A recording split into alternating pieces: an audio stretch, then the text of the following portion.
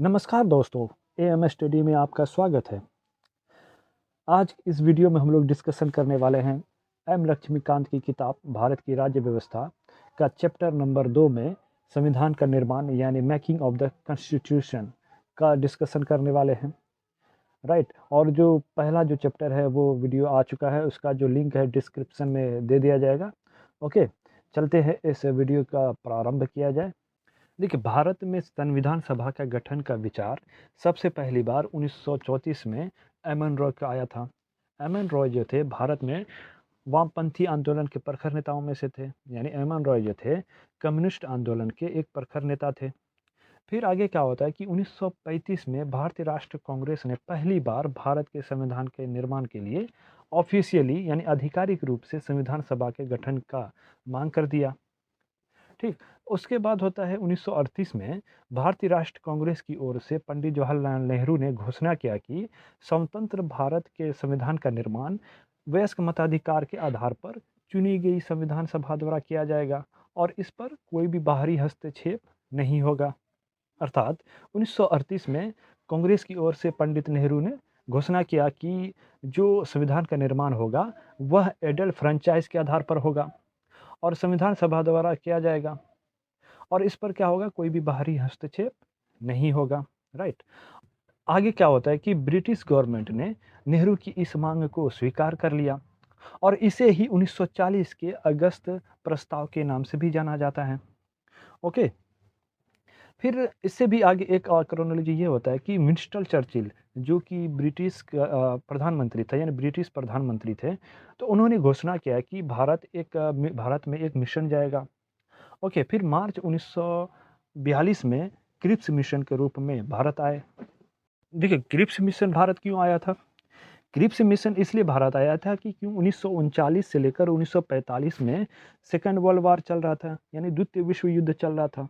तो द्वितीय विश्व युद्ध में ब्रिटेन जो थे शामिल थे, यानी द्वितीय विश्व युद्ध में ब्रिटेन जो थे शामिल थे, यानी वो भी युद्ध का एक पार्ट थे। अगर ब्रिटेन सेकेंड वर्ल्ड वार में शामिल थे तो ऑटोमेटिकली जो था कि भारत भी इन्वॉल्व था उसमें। क्यों इन्वॉल्व था? क्योंकि भारत पर ब्रिटिश रूल था।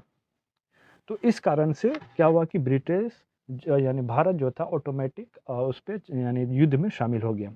तो और दूसरा एंगल आता है कि भारतीयों का, जो भारतीयों ने कहा कि अरे भैया, बिना भारत के लोगों के पूछे बिना तो भारत को युद्ध के मैदान में क्यों घसीट सकते हैं, यानी युद्ध में क्यों घसीट लिया। तो इस कारण से क्या हुआ कि ब्रिटिशर्स और भारतीयों के बीच में अनबन स्टार्ट हो गया। ओके, तो उसी के कारण क्या होता है कि 1939 में एक ये होता है। 1939 में प्रांतीय जो विधानसभा थे, उसमें सभी जो मेंबर थे, उन्होंने रिज़ाइन दे दिया था। जितने भी इंडियन मेंबर थे, सभी ने रिज़ाइन दे दिया था। क्यों दिया था? क्योंकि भारतीयों के बिना सहमति से ही भारत को युद्ध के मैदान में घसीट लिया। कहने का मतलब युद्ध में घसीट लिया। ओके, तो इसी के सहमति के लिए यानी बहलाने-फुसलाने के लिए क्रिप्स मिशन को भारत भेजा गया था। आगे जो था कि जो क्रिप्स मिशन थे अपना प्रस्ताव सौंप दिया। ओके, और क्रिप्स मिशन का जो प्रस्ताव था मुस्लिम लीग ने स्वीकार कर दिया और मुस्लिम लीग ने मांग की थी कि भारत का 2 स्वायत्त हिस्सों में बाँट दिया जाए। यानी मुस्लिम लीग का मांग था कि भारत और पाकिस्तान बना दिया जाए और जिनकी अपनी-अपनी संविधान सभाएँ होना चाहिए। तो ये मुस्लिम लीग का मांग था। फिर अंततः में क्या होता है कि भारत में एक कैबिनेट मिशन भेजा जाता है। फिर आगे क्या होता है कि फरवरी 1946 में ब्रिटेन के प्रधानमंत्री क्लेमेंट एटली ने भारत में एक 3 सदस्यीय उच्च स्तरीय कैबिनेट मिशन भेजा गया। देखिए, क्लेमेंट एटली कौन था? आपको पता होना चाहिए। क्लेमेंट एटली लेबर पार्टी के प्रधानमंत्री थे, ब्रिटिश प्रधानमंत्री थे। वो वही क्लेमेंट एटली थे जो साइमन कमीशन में एक सदस्य के रूप में था। यानी 1927 में आया था ना साइमन कमीशन, क्लेमेंट एटली एक सदस्य थे। ओके, इस कैबिनेट मिशन में 3 सदस्य थे, पैथिक लॉरेंस और स्टेफर्ड क्रिप्स और अलेक्जेंडर भी थे, यानी एबी अलेक्जेंडर शामिल थे। ओके, तो उन्होंने क्या किया? उन्होंने 2 संविधान सभाओं की मांग को भी ठुकरा दिया। यानी जो कैबिनेट मिशन थे, तो उन्होंने 2 संविधान सभाओं के मांग को ठुकरा दिया और लेकिन उसने ऐसी संविधान सभा का निर्माण की योजना सामने रखी, जिससे क्या हुआ कि मुस्लिम लीग काफ़ी हद तक संतुष्ट था। अगला जो हम देखने वाले हैं, संविधान सभा का गठन। संविधान सभा का गठन कब हुआ था? नवंबर 1946 में संविधान सभा का गठन किया गया। तो इस गठन में क्या-क्या विशेषताएँ थी, वो हम लोग देख सकते हैं। कैबिनेट मिशन द्वारा सुझाए गए प्रस्ताव के तहत 1946 में संविधान सभा का गठन हुआ। तो संविधान सभा का गठन का कुछ विशेषताएँ इस प्रकार हैं। तो संविधान सभा का जो सदस्यों का जो संख्या रखा गया, वो 389 रखा गया, यानी 389 रखा गया। और उसमें से 389 में से 296 जो सीटें थी, वह ब्रिटिश भारत के लिए रखा गया। फिर 93 जो सीटें थी, वो देसी रियासतों को आवंटित किया गया। जो ब्रिटिश भारत के जो ब्रिटिश भारत को आवंटित की गई 296 सीटों में से जो 292 सीटें थी, वो 11 गवर्नर प्रांतों, यानी 11 जो प्रांत थे, वहाँ से चुन के आना था।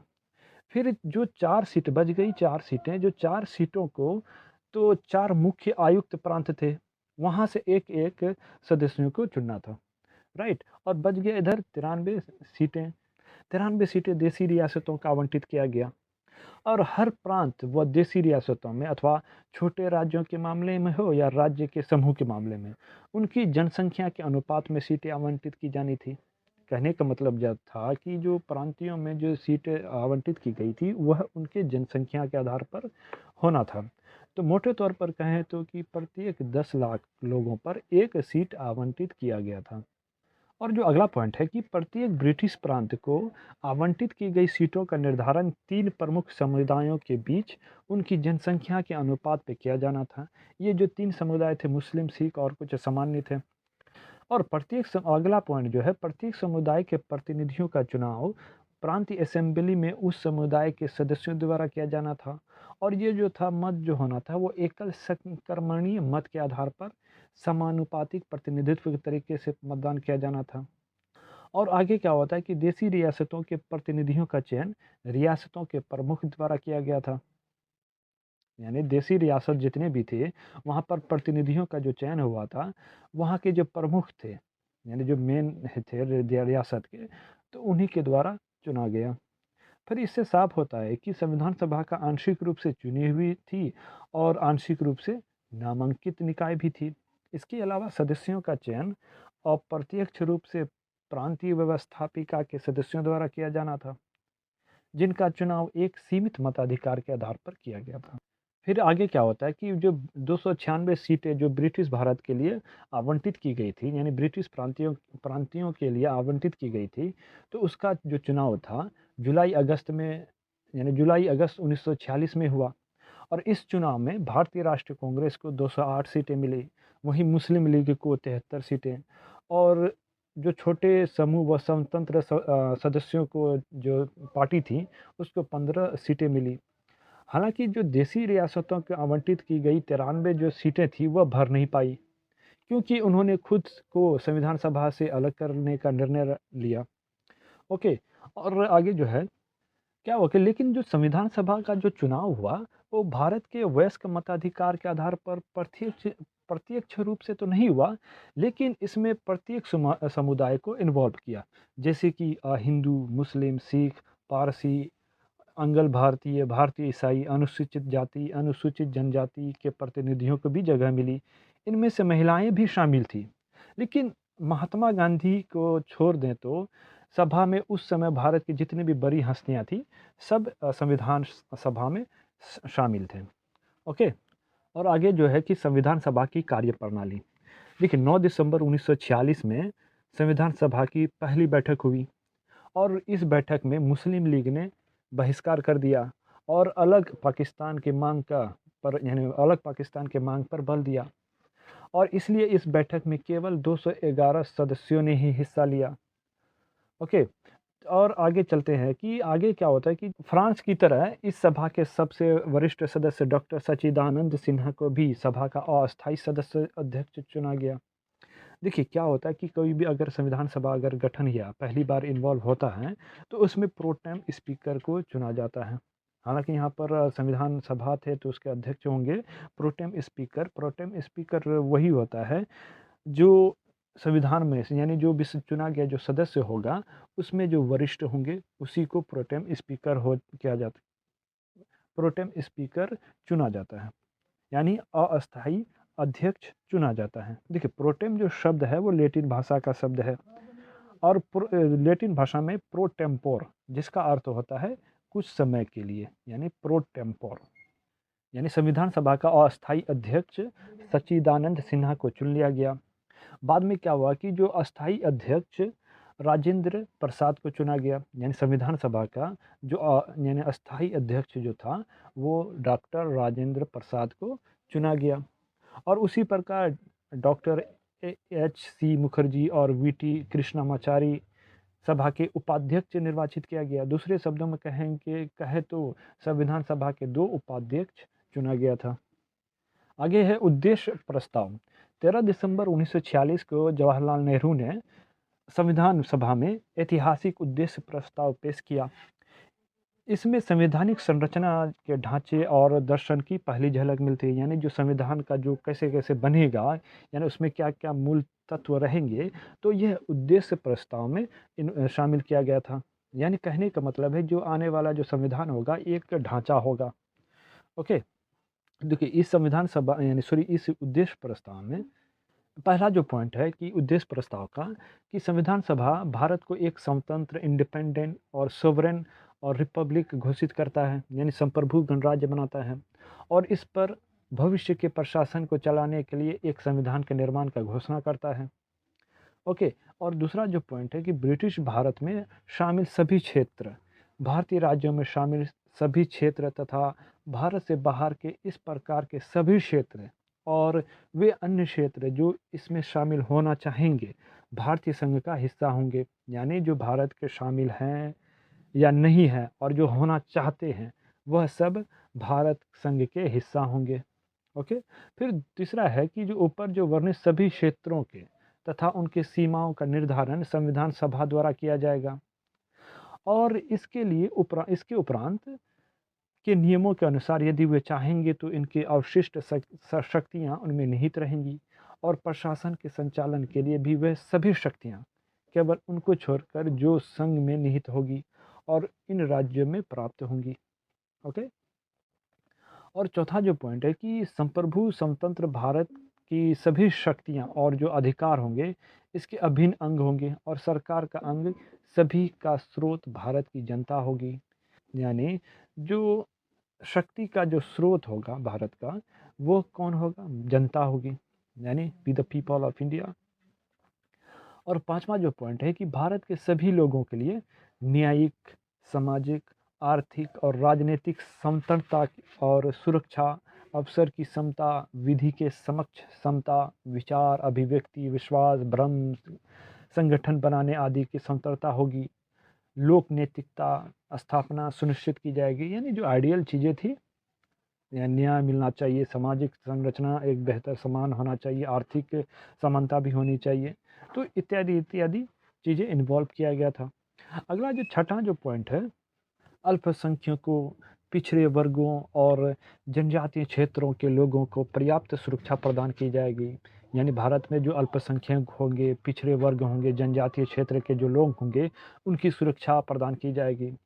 फिर आगे सातवां जो पॉइंट है कि संघ की एकता बनाए रखा जाएगा, जो भारत संघ बनेगा उसकी एकता बनाए रखा जाएगा और इसके जो भू क्षेत्र होंगे, समुद्र होंगे, वायु क्षेत्र होंगे और सभ्य देश के न्याय और विधि के अनुरूप सुरक्षा प्रदान की जाएगी, यानी जो भू क्षेत्र होगा, समुद्र होगा, वायु क्षेत्र होंगे तो उसकी क्या होगा, सुरक्षा की जाएगी, यानी भारत के अंदर जितने भी समुद्र क्षेत्र ये और भू क्षेत्र आएंगे और वायु जो क्षेत्र होगा उसका सुरक्षा प्रदान की जाएगी। फिर आठवां पॉइंट है कि इस प्राचीन यानी भारत की प्राचीन भूमि को विश्व में उसका अधिकार और उचित स्थान दिलाया जाएगा और विश्व शांति और मानव कल्याण को बढ़ावा देने के निमित्त और उसके योगदान को सुनिश्चित किया जाएगा। कहने का मतलब है कि जो भारत का जो गौरवशाली इतिहास था उसको और आगे बढ़ाया जाएगा, ठीक है, और विश्व शांति यानी वर्ल्ड पीसफुल बनाया जाएगा और इन मानव का कल्याण को बढ़ावा देने के लिए भारत जो है तत्पर रहेगा। ओके, तो इस प्रस्ताव का क्या होता है आगे चलकर कि 22 जनवरी 1946 को सर्वसम्मति से स्वीकार कर लिया गया। इसने संविधान के स्वरूप को काफ़ी हद तक प्रभावित किया, क्योंकि जितना भी जो बातें आप मैंने बताया है कि जो उद्देश्य प्रस्ताव में शामिल था वो भी अभी जो प्रेजेंट संविधान है तो उसमें सभी बातें आपको मिल जाएंगी। ओके। 1947 के स्वतंत्रता अधिनियम के बाद बहुत कुछ बदलाव देखने को मिली। जो देशी रियासतें संविधान सभा में इन्वॉल्व नहीं था यानी शामिल नहीं था वो धीरे धीरे संविधान सभा में शामिल होने लगे। फिर 28 अप्रैल 1947 को 6 राज्यों के प्रतिनिधि सभा का सदस्य भी बन चुके थे। फिर 3 जून को माउंटबेटन योजना आता है और भारत के बंटवारे को लेकर ये, और इस योजना के बाद बहुत सारे जो रियासतें थी स्वीकार करने लगे। और उसके बाद क्या हुआ कि बहुत सारे जो देशी रियासतें थी तो संविधान सभा में शामिल होने लगे और अपनी सीटें ग्रहण करने लगे। और उसके बाद क्या होता है कि जो कुछ मुस्लिम लीग के भी सदस्य थे वो भी भारत के संविधान सभा में शामिल हो गए। ओके। भारतीय स्वतंत्रता अधिनियम 1947 के बाद कुछ 3 परिवर्तन देखने को मिलती है। ये 3 परिवर्तन क्या है?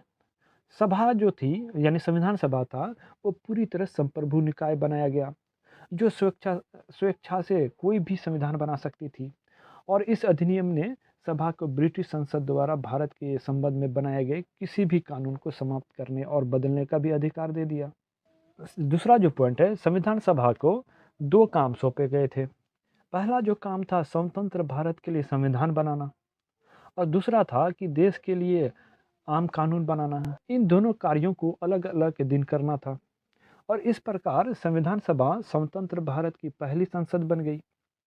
और जब भी सभा की बैठक संविधान सभा के रूप में होती इसकी अध्यक्षता डॉक्टर राजेंद्र प्रसाद करते। और जब बैठक बतौर विधायिका होती थी यानी आम कानून बनाना होता था तब इसकी अध्यक्षता जेबी मावलंकर करते थे। और संविधान सभा 26 नवंबर 1949 तक इन दोनों रूपों में कार्य करती रही। इस समय तक संविधान निर्माण का कार्य पूरा हो चुका था यानी 26 नवंबर 1949 तक संविधान निर्माण का काम पूरा कंप्लीट हो गया था। इसमें 2 याद रखना है कि संविधान सभा का संविधान सभा का पहला अध्यक्ष कौन था? तो याद रखना है डॉक्टर राजेंद्र प्रसाद।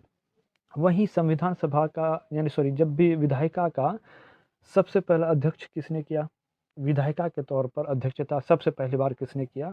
जेबी मावलंकर। ओके।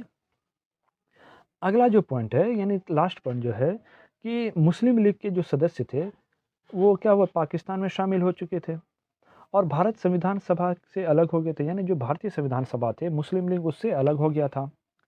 इसकी वजह से 1946 में माउंटबेटन योजना के तहत जो तय की गई सदस्यों की संख्या 389 थी यानी 389 थे 389 सीटों से गिरकर 299 पर सीटों पर आ गई। और भारतीय प्रांतियों में औपचारिक रूप से ब्रिटिश प्रांत की संख्या जो थी 296 से गिरकर 229 और देशी रियासतों में जो 93 सीटें थी वह 70 कर दिया गया। संविधान सभा ने संविधान के निर्माण के साथ साथ आम कानूनों को भी लागू किया और इसके अलावा संविधान सभा बहुत सारे काम किए जैसे कि मई 1949 में राष्ट्रमंडल में भारत की सदस्यता को सत्यापन कर दिया गया। फिर 22 जुलाई 1947 को भारत का जो झंडा होता है यानी राष्ट्रीय ध्वज को अपना लिया गया। फिर 24 जनवरी 1950 को जो राष्ट्रीय गीत होता है उसको अपना लिया गया। ओके। फिर वहीं 24 जनवरी को फिर 1950 को यानी 24 जनवरी 1950 को डॉक्टर राजेंद्र प्रसाद भारत के पहले राष्ट्रपति चुने गए। और जो संविधान बनाने में 2 साल 11 माह और 18 दिन लगा। ओके। और इसमें जो संविधान सभा में जो बैठकें हुई वह कुल 11 बैठकें हुई और संविधान निर्माताओं ने लगभग 60 देशों के संविधानों को अवलोकन किया यानी 60 कंट्रीज के संविधान को उसको जांचा परखा उसके बाद भारत के संविधान का निर्माण किया गया। और इसके प्रारूप पर 114 दिन तक विचार हुआ यानी जो प्रारूप जो ड्राफ्ट बना था उस पर 114 दिन तक विचार यानी बहस हुआ था। राइट। संविधान के निर्माण में कुल 64 लाख रुपया खर्च हुआ था। हालांकि ये सब पूछा नहीं जाता है यूपीएससी में या स्टेट पीसीएस में लेकिन आप फैक्ट जान सकते हैं। फिर 24 जनवरी 1950 को संविधान सभा की अंतिम बैठक हुई और इसके बाद संविधान सभा ने 26 जनवरी 1950 से लेकर 1951-52 में आम चुनाव हुए। आम चुनाव के बाद बनने वाली नई संसद के निर्माण तक भारत की अंतरिम जो संसद के रूप में जो संविधान सभा था, वो संसद के रूप में काम करता रहा। ओके, देखिए संविधान सभा बनाने के लिए तो उसमें भी बहुत सारी कमेटियाँ होनी चाहिए। तो इन्हीं कमेटियों को हम लोग देखते हैं कि संविधान सभा की समितियाँ क्या-क्या है या कौन-कौन सब कमेटियाँ हैं, और ये यूपीएससी एग्ज़ाम या अदर एग्ज़ाम में भी पूछा जाता है। ओके, संविधान सभा ने संविधान के निर्माण में संबंधित विभिन्न कार्यों को करने के लिए कई समितियां का गठन किया। इनमें से 8 बड़ी समितियां थी और बहुत सारी छोटी-छोटी समितियां भी थी। इन समिति यानी कमेटी और कमेटियों के अध्यक्ष इस प्रकार हम देख सकते हैं कि जो बड़ी समितियां थी, उसमें जो संघ शक्ति समिति थी, यानी संघ का जो शक्ति समिति था वो जवाहरलाल नेहरू था। फिर संघीय संविधान समिति थी, तो उसका जो अध्यक्षता जो कर रहे थे वो जवाहरलाल नेहरू थे। फिर जो प्रांतीय संविधान समिति थी, सरदार पटेल थे। जो ड्राफ्ट कमेटी थे यानी प्रारूप समिति, डॉक्टर बी आर अम्बेडकर। जो प्रारूप समिति थे ये इम्पोर्टेंट समिति है, क्योंकि यह प्रारूप समिति है जो कि बाहरी देशों का जो जितने भी संविधान को खंगाला गया, छानबीन किया गया, तो वो किस पे किया गया था, वो प्रारूप समिति ही ने किया गया था। ओके, तो उसकी जो अध्यक्षता जो कर रहे थे बी आर अम्बेडकर। ओके, फिर जो पांचवा जो समिति है, मौलिक अधिकारों, अल्पसंख्यकों और जनजातियों और बहिष्कृत क्षेत्रों के लिए सलाहकार समिति थी। उसका जो अध्यक्षता सरदार पटेल ही कर रहे थे, और इस समिति में बहुत सारे उप समितियों का भी निर्माण किया गया था। जैसे कि मौलिक अधिकार के उप समिति के अध्यक्ष थे जे बी कृपलानी, और दूसरा था अल्पसंख्यक उप समिति, इसके जो अध्यक्ष थे एच सी मुखर्जी।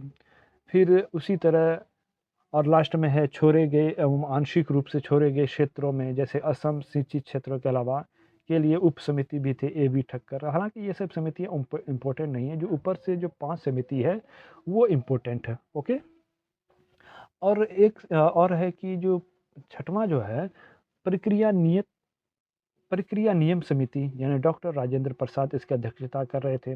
फिर राज्यों के लिए समिति, यानी राज्यों से जो समझौता करने वाली जो समिति थी, वह था जवाहरलाल नेहरू थे। ओके, और उसके बाद जो संचालन समिति थी यानी 8वां, वह डॉक्टर राजेंद्र प्रसाद इसके अध्यक्षता कर रहे थे। उसके बाद बहुत सारी छोटी-छोटी यानी करीब 13 जो छोटी-छोटी समितियां थी, जैसे कि वित्त और कर्मचारी स्टाफ समिति, डॉक्टर राजेंद्र प्रसाद इसकी अध्यक्षता कर रहे थे। और क्रेडेंशियल समिति, अल्लादी कृष्ण स्वामी अय्यर इसकी अध्यक्षता कर रहे थे। फिर सदन समिति भी सीतारमैया थे। कार्य संचालन समिति डॉक्टर के एम मुंशी थे, और राष्ट्र ध्वज संबंधी तदर्थ समिति डॉक्टर राजेंद्र प्रसाद थे। संविधान सभा के कार्यों के लिए समिति जे बी मावलंकर थे, और ये जे बी मावलंकर जो थे, विधायी जो आम कानूनों के रूप में जो संविधान सभा चलता था उसका अध्यक्षता करता था कौन, जे बी मावलंकर। इस कारण से संविधान सभा के कार्य के लिए जो समिति जो बनाया गया वह कौन था, अध्यक्षता कौन कर रहा था, जे बी मावलंकर। ओके, और सर्वोच्च न्यायालय के लिए तदर्थ समिति जो कमेटी थी, उसका जो अध्यक्षता जो कर रहा था एस वरदाचारी थे, जो कि सभा के सदस्य नहीं थे। यानी एस वरदाचारी जो थे वो संविधान सभा के सदस्य नहीं थे। जो अगला 8वां जो समिति था, मुख्य आयुक्तों के प्रांतों के लिए समिति पी पिटा से भी सीतारमैया थे। फिर संघीय संविधान के वित्तीय प्रावधानों के संबंधी समिति नलिनी रंजन सरकार, ये भी जो थे संविधान सभा के सदस्य नहीं थे। ओके, फिर उसके बाद 10वां जो समिति आता है भाषाई प्रांत आयोग, एस के डार, जो कि सभा के ये भी सदस्य नहीं थे। फिर अगला जो 11वां जो है प्रारूप संविधान की जांच के लिए एक विशेष समिति बनाया गया था, उसके जो अध्यक्षता जो कर रहे थे वो जवाहरलाल नेहरू कर रहे थे। फिर उसके बाद जो प्रेस दीर्घा समिति था उषा नाथ सेन थे। फिर नागरिकता पर तदर्थ समिति एस वरदाचारी थे, यानी लास्ट था। ओके, तो इन समितियों में से सबसे जो इम्पोर्टेंट समिति है वह है प्रारूप समिति यानी ड्राफ्ट कमेटी, जिसकी अध्यक्षता डॉक्टर बी आर अम्बेडकर कर रहे थे। तो हम लोग आगे जो पढ़ेंगे वह है प्रारूप समिति यानी ड्राफ्ट कमेटी, जिसकी अध्यक्षता बी आर अम्बेडकर कर रहे थे। चलिए शुरू करते हैं प्रारूप समिति। देखिए, संविधान सभा की सभी समितियों के सबसे महत्वपूर्ण जो समिति थी वह प्रारूप समिति थी और इसका जो गठन किया गया था 29 अगस्त 1947 को हुआ था। यह वह समिति थी जिसे नए संविधान का प्रारूप तैयार करने की जिम्मेदारी सौंपा गया था। ओके, इसमें से सात सदस्य थे और जिनके नाम इस प्रकार हैं। देखिए, ड्राफ्ट कमेटी के जो पहला सदस्य थे और अध्यक्ष थे बी.आर. अम्बेडकर और दूसरा था एन. गोपालास्वामी अयंगार था, तीसरा अल्लादी कृष्णा स्वामी अय्यर थे और चौथा डॉक्टर के.एम. मुंशी और पांचवा था सैयद मोहम्मद सदाउल्लाह थे। फिर छठा जो थे एन. माधवराव थे, जो बी.एल. मित्र की जगह लिया था इन्होंने। और जो बी.एल. मित्र थे वो उन्होंने क्या किया कि स्वास्थ्य कारणों से उन्होंने त्याग पत्र दे दिया, तो उसके जगह पर एन. माधवराव आए। उसके बाद सातवां जो है टी कृष्णामाचारी है, तो इन्होंने भी 1948 में जो डी.पी. खैतान थे उसकी मृत्यु के बाद तो टी कृष्णामाचारी इसके सदस्य बन गए। ओके, जो ड्राफ्ट कमेटी थे तो विभिन्न समितियों के प्रस्ताव पर विचार करने के बाद भारत के संविधान का पहला प्रारूप तैयार कर लिया और इसे फरवरी 1948 में प्रकाशित किया गया। भारत के लोगों को इस प्रारूप पर चर्चा करने के लिए और संशोधनों को प्रस्ताव देने के लिए 8 माह का समय दे दिया गया। लोगों की शिकायतों और आलोचनाओं यानी क्रिटिसिज्म और सुझावों के परिप्रेक्ष्य में जो ड्राफ्ट कमेटी ने दूसरा प्रारूप यानी ड्राफ्ट तैयार किया और जिसे अक्टूबर 1948 में प्रकाशित किया गया। और प्रारूप समिति ने अपना प्रारूप यानी ड्राफ्ट तैयार करने में 6 मंथ से भी कम समय लिया और इस दौरान उनकी कुल 141 बैठकें हुई। और आगे देखते हैं कि संविधान का प्रभाव में आना कैसे कैसे संविधान के जो है प्रभाव में आया। और डॉक्टर बी.आर. अम्बेडकर ने सभा में 4 नवंबर 1948 को संविधान सभा का अंतिम प्रारूप यानी ड्राफ्ट पेश किया। इस बार ड्राफ्ट को संविधान में पहली बार पढ़ा गया और संविधान सभा में इस पर 5 दिन तक चर्चा हुई, यानी 4 नवंबर से लेकर 9 नवंबर तक चर्चा हुई। ओके, और आम चर्चा हुई। और दूसरा जो संविधान पर दूसरी बार 15 नवंबर 1948 में विचार होना शुरू हुआ। इसमें संविधान पर खंडवार जो था उस पर विचार किया गया, यानी सीक्वेंस वाइज इस पर विचार किया गया और यह कार्य 17 अक्टूबर 1949 तक चलता रहा। इस अवधि में कम से कम 7,653 संशोधन प्रस्ताव पेश कर दिए गए। इनमें से वास्तव में 2473 पे ही सभा में चर्चा हो पाई थी। संविधान पर तीसरी बार 14 नवंबर 1949 से विचार होना शुरू हुआ। फिर डॉक्टर बी.आर. अम्बेडकर ने the constitution as settled by the assembly be passed प्रस्ताव पेश किया। संविधान के प्रारूप पर पेश इस प्रस्ताव को 26 नवंबर 1949 को पारित घोषित कर दिया गया और इस पर जो अध्यक्ष और वह सदस्यों के हस्ताक्षर भी ले लिया गया, साइन भी ले लिया गया। सभा में कुल 299 सदस्यों में से उस दिन केवल 284 सदस्य उपस्थित थे और 284 में तो इन सदस्य यानी संविधान जो पारित हुआ था उस पर सिग्नेचर है और जिन्होंने संविधान पर हस्ताक्षर किए यानी 284 जो सदस्य थे उन्होंने संविधान पर हस्ताक्षर कर दिया गया। संविधान की प्रस्तावना में 26 नवंबर 1949 का उल्लेख उस दिन के रूप में किया गया है जिस दिन भारत के लोगों ने सभा में संविधान को अपनाया है यानी लागू किया है और समय को संविधान सौंपा है।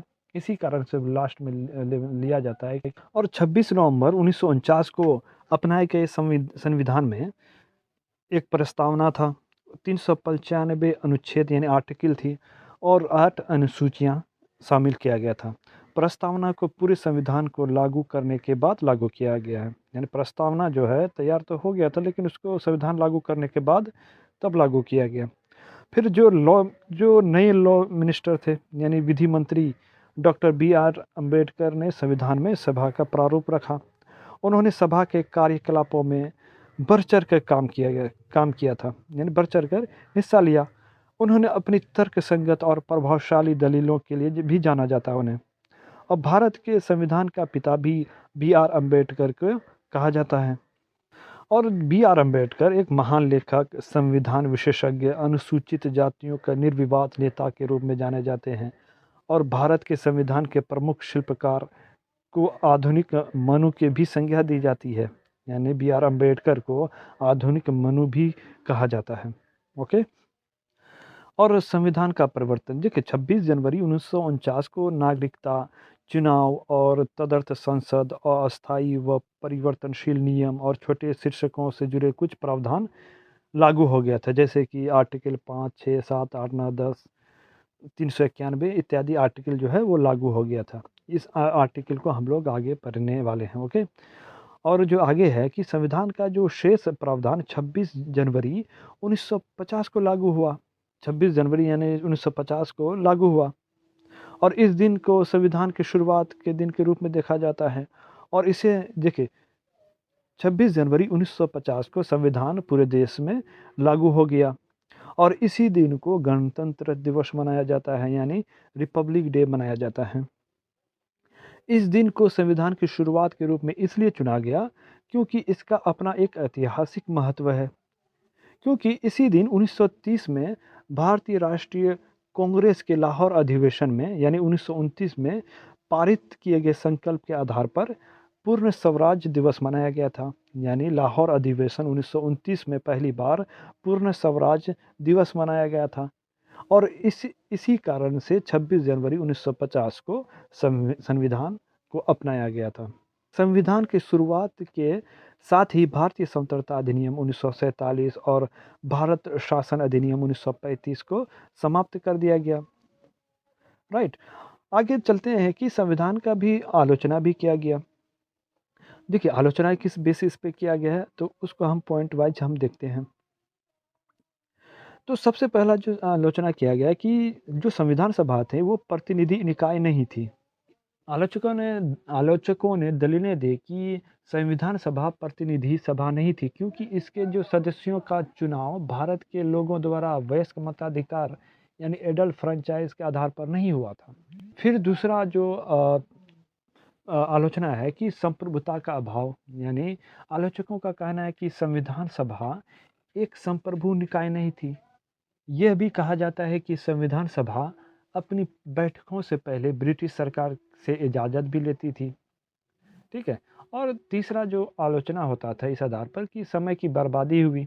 कुछ आलोचकों के अनुसार संविधान सभा ने इसका निर्माण में ज़रूरत से ज़्यादा समय लगा दिया। इस आधार पर भी संविधान सभा का आलोचना किया जाता है। फिर कुछ आलोचनाओं का कहना है कि अमेरिका के संविधान निर्माताओं ने मात्र 4 महीने में अपना काम पूरा कर लिया गया था। ठीक है। फिर निराजुद्दीन अहमद संविधान सभा के सदस्य ने इसके लिए अपनी अवमानना दर्शाने के लिए प्रारूप समिति हेतु एक नया नाम गढ़ा और इन्होंने एक अपवहन समिति भी कह दिया था। ओके, यानी संविधान सभा के कुल मिलाकर उसके आलोचनाएं भी खूब हुई है। ओके। फिर चौथा जो है कि आलोचना इस आधार पर किया जाता है कि जो कांग्रेस का इस संविधान सभा पर बहुत ही अधिक प्रभाव था और इसका आरोप है कि संविधान सभा में कांग्रेसियों का प्रभुत्व था। ब्रिटेन के संविधान विशेषज्ञ गेरिमिले ऑस्टिन ने कहा कि संविधान सभा एक दलीय देश का एक दलीय निकाय है और सभा ही कांग्रेस है और कांग्रेस ही भारत है। ये किसने कहा था? ये इम्पोर्टेंट सेंटेंस है। ओके। अगर आलोचना संविधान का अगर आलोचना करना होता है तो ये सब पॉइंट को इंक्लूड किया जाता है और खास और कोट किया जाता है किस पे? ग्रेनविले ऑस्टिन को। और इन्होंने जो कहा था कि संविधान सभा एक दलीय देश का एक दलीय निकाय है, सभा ही कांग्रेस है और कांग्रेस ही भारत है। और पांचवा जो पॉइंट है जो आलोचना की जाती है पांचवा पॉइंट में कि वकीलों और राजनीतिज्ञों का प्रभुत्व अधिक है। ये भी कहा जाता है कि संविधान सभा में वकील और नेताओं का बोलबाला था। उन्होंने कहा कि समाज के अन्य वर्गों को पर्याप्त प्रतिनिधि नहीं मिल पाता था और उनके अनुसार संविधान का आकार और उसकी जटिल भाषाएं के पीछे भी कुछ मुख्य कारण भी था। यानी संविधान में जो भी जटिल भाषाएं थी और उसके संविधान के जो आकार थे उसमें भी कुछ मुख्य कारण थे, ये इसके आधार पर भी आलोचनाएँ की जाती है। और जो छठा तो इस आधार पर किया जाता है कि संविधान सभा में हिंदुओं का प्रभुत्व अधिक था और इसके अनुसार संविधान सभा में हिंदुओं का वर्चस्व था। और इसका जो आलोचना जो करता है लॉर्ड विंगस्टॉन, यानी विस्काउंट नाम है, तो इन्होंने आलोचना किया कि जो संविधान सभा है वह हिंदू का निकाय है। इसी प्रकार विंस्टन चर्चिल ने टिप्पणी किया कि संविधान सभा ने भारत को केवल एक बड़े समुदाय का प्रतिनिधित्व किया गया है, यानी भारत का जो संविधान सभा था वो एक समुदाय को प्रतिनिधि करता था। ओके, यानी इस आधार पर संविधान सभा का आलोचना किया जाता है। ओके, तो आप लोग देख सकते हैं इसको। जो संविधान से रिलेटेड कुछ इम्पोर्टेंट जो तथ्य हैं वो हम लोग देख सकते हैं। जो पहला जो तथ्य है, संविधान सभा द्वारा हाथी को प्रतीक के रूप में अपनाया गया। ओके, हाथी को प्रतीक के रूप में अपनाया गया। और सर बी.एन. राव को संविधान सभा के लिए संवैधानिक सलाहकार यानी कानूनी सलाहकार के रूप में नियुक्त किया गया। और तीसरा जो पॉइंट है कि एच.वी.आर. अयंगर को संविधान सभा का सचिव नियुक्त किया गया। फिर जो चौथा तत्व है यानी तथ्य है, एल.एन. मुखर्जी को संविधान सभा का मुख्य प्रारूपकार यानी चीफ ड्राफ्टमैन नियुक्त किया गया। वहीं प्रेम बिहारी नारायण रायजादा भारत संविधान के प्रमुख जो सुलेख है यानी कैलीग्राफ थे। और मूल संविधान का जो जो इटैलिक रूप होता है, इटैलिक में जो कर्सिव लिखा जाता है, उस शैली में इन्होंने पूरे संविधान को लिखा गया था। उनका क्या नाम था?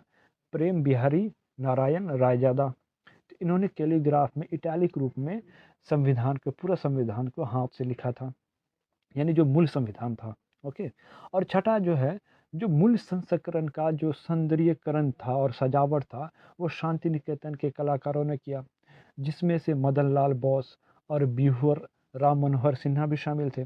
यानी जो साइड में जो देख रहे हैं, जो कलाकृति है, जो सजावट हुआ था मूल संविधान का, तो किसने किया था? मदन लाल बोस और ब्यूहर राम मनोहर सिन्हा ने किया किया था। ओके, जो सातवां पॉइंट है, जो मूल प्रस्तावना को प्रेम बिहारी नारायण रायजादा और बेऊर राम मनोहर सिन्हा द्वारा जो ज्यामितीय यानी जियोमेट्रिकल जो सौंदर्यीकरण किया था और अलंकृत किया गया था, जो मूल प्रस्तावना को किसने किया था? प्रेम बिहारी नारायण रायजादा और राम मनोहर सिन्हा के द्वारा किया गया था। ओके, जो लास्ट पॉइंट है, जो मूल संविधान का जो हिंदी अनुवाद था, उसका जो लेखन हुआ था, सुलेखन जो हुआ था, तो किसने किया था?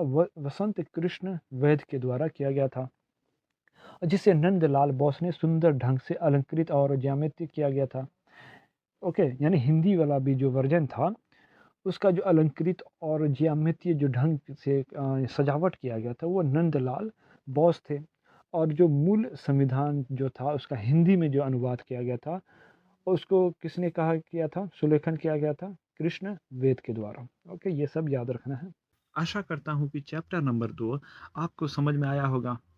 जो नेक्स्ट चैप्टर नंबर 3 डिस्कशन करने वाले हैं, जो कि संविधान की प्रमुख विशेषताएं होंगी, यानी salient features of the constitution को हम लोग डिस्कशन करने वाले हैं। राइट, और उसको हम लोग विस्तृत रूप से देखेंगे कि क्या है इसमें फीचर्स। ओके, और आपका धन्यवाद। Thank you very much.